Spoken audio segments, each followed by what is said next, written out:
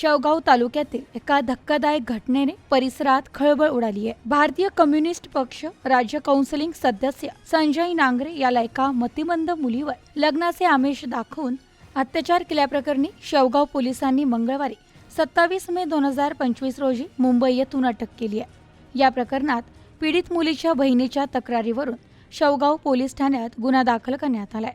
न्यायालयाने आरोपी नांगरे याला 3 दिवसांची पोलीस कोठडी सुनावली आहे।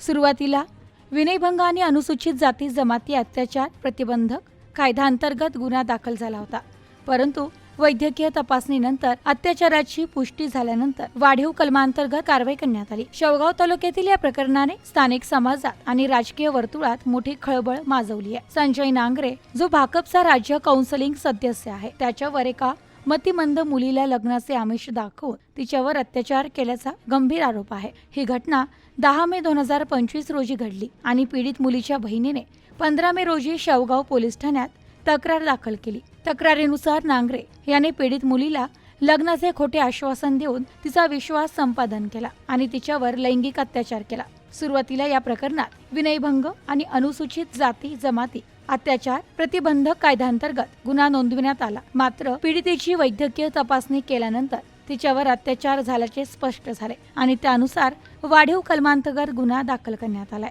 Bureau report, news today 24, Ahilyanagar.